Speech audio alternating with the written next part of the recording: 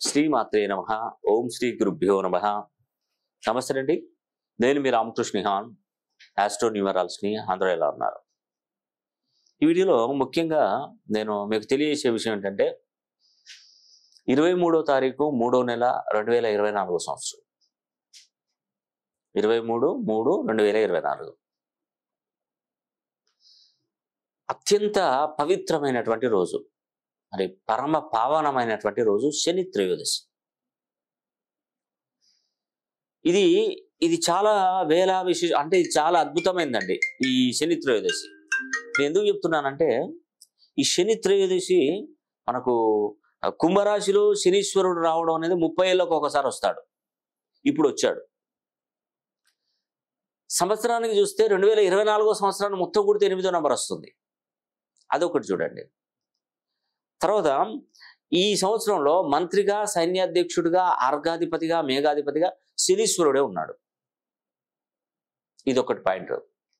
తర్వాత ఇక్కడ శని త్రయోదశి నాడు ఉన్నటువంటి గ్రహ సంపత్తి ఎంత చక్కగా ఉందంటే, జన్మంలో అంటే మేషంలో గురువు, మీనంలో రవి, రాహు, బుధుడు, కుంభలో శుక్రుడు, కుజుడు అండ్ శనీశ్వరుడు, 3 గ్రహాలు కలిశాయి. శని, శుక్రుడు, కుజుడు 3 గ్రహాలు కలిశాయి. షష్టమంలో కేతు, పంచమంలో చంద్రుడు. 9కి 9 గ్రహాల స్థితిగతులు పాజిటివ్ ఎనర్జీని ఇస్తున్నాయి. అంటే గ్రహాల యొక్క కూటమి అనేది కూడా ఎంత అద్భుతంగా ఉందో తెలుసా? అసలు నార్మల్ విషయం కాదండి, మామూలు విషయం కాదు. అందుకే ఈ నెల 23వ తారీఖున శని త్రయోదశి నాడు శని హోమం జరిపిస్తున్నాను. నాకు అసలు నిద్రలేని రాత్రులు గడుపుతున్నానండి. ఎన్ని పుణ్యక్షేత్రాలు, ఎన్ని దేవాలయాలకు నేను వెళ్ళి అక్కడ ఉన్నటువంటి శక్తిని స్వీకరించడం ద్వారా. అంటే స్థల పురాణం గొప్పదండి. నేను పదే చెప్తున్నాను. మనం ఏ పుణ్యక్షేత్రానికి అడుగు పెడతామో, కొత్త పుణ్యక్షేత్రాలు, కొత్తగా అంటే మనం ఎప్పుడు వెళ్ళని పుణ్యక్షేత్రాలకి అక్కడ ఉన్నటువంటి శక్తులు మనం సంగ్రహించవచ్చు. ఆ స్థల పురాణాన్ని బట్టి మనకు వస్తాయి అవన్నీ.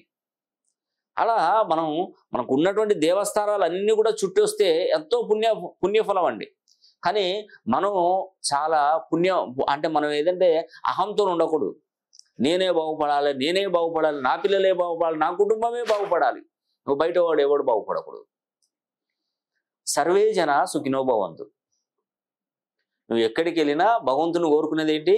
సర్వే జన సుఖినో భవంతు. నేను లగ్జరీ వివిఐపి దర్శనాలకు వెళ్తానంటే కుదరదు. మీరు నమ్ముతారో నమ్మదో, నాకు భగవంతుడి మీద ప్రమాణ సాక్షిగా చెప్తున్నాను. నేను ఎక్కడికి ఫ్లైట్లో వెళ్ళినా, కారులో వెళ్ళినా, నాది చుట్టూ 4-5 నా వెంట తీసుకెళ్ళినా కూడా వాళ్ళకు లగ్జరీ హోటల్స్ ఇప్పిస్తాను. నేను ఒక వస్త్రాన్ని తీసుకొని ఆ నైట్ మొత్తం నేను దేవాలయ ప్రాంగణంలో ఎక్కడో ఒక చోట నిద్రకు ఉపక్రమిస్తాను. సింపుల్ అండి. మనం ఏ హోటల్, ఏ లాడ్జీ లేదండి. ఆ రోజు మనం సింపుల్గా, మనకు ఏమీ లేవు, చేతిలో డబ్బులు కూడా లేవు అన్నట్టుగా మనం ఖచ్చితమైనటువంటి ప్రయోజనాలు పొందుతామండి. ఆ విధంగా మనం గడపగలిగితే. నేను చెప్తాను, మా వాళ్ళు నా దగ్గర కానీ మీరు ఎక్కడికైనా వెళ్ళండి, నేను పిలిచినప్పుడు రండి, నేను ఫోన్ చేస్తాను. అది కూడా నేను ఎవరి సెల్ ఫోన్లోనైనా ఫోన్ చేసి రమ్మని చెప్తాను ఇక్కడ ఉన్నానని. నా చేతిలో ఏది ఉండదండి, ఏది ఒక డబ్బు, ఒక 1 రూపీ కూడా ఉంచుకోను. నేను అన్నీ వదిలేస్తాను. అవునండి. ఆ భోజనం కూడా నేను హోటల్లోకి వెళ్ళి తిన్నాను. ఆ దేవాలయాలు అన్నదాన కార్యక్రమం ఇంత తింటే సరిపోతుంది అంతే, దానికోసమే. అంతేగాని నేను లగ్జరీ లైఫ్ను మొత్తం వదిలిపెడతానండి ఆ దేవస్థానాల్లోకి వెళ్ళినప్పుడు. అందుకే భగవంతుడు మోక్ష సిద్ధి లభిస్తాడండి. నా ద్వారా ఎంతో మందికి నేను కరెక్షన్ ఇస్తాను. ఎందుకు ఇస్తాను? వాళ్ళు బాగుపడాలని. ఆ శక్తి నాలో రాకపోతే మీకేమి ఇస్తాను? నేనే మంచివాడిని కాకపోతే మీకేమి ఇస్తాను? కాబట్టి నేను ప్రతి దాన్ని నేను గమనిస్తూ ఆ యొక్క శక్తిని రాబట్టుకొని మీకు మంచి చేయాలన్న తపన నాలో ఉంది. కాబట్టి వీలైతే నేను ఇన్ని పుణ్యక్షేత్రాలు దర్శించుకొని ఈ నెల 23వ తారీఖున శని త్రయోదశి నాడు శని హోమం జరిపిస్తున్నాను. తప్పకుండా ఆ శని హోమం చేయించుకొని మీరు తప్పకుండా మంచి మేలు జరిగి మీరు అభివృద్ధి పరులు కావాలని కూడా మనసా వాచ కర్మేణ కోరుకుంటూ సెలవు తీసుకుంటున్నాను. సర్వే జన సుఖినో భవంతు.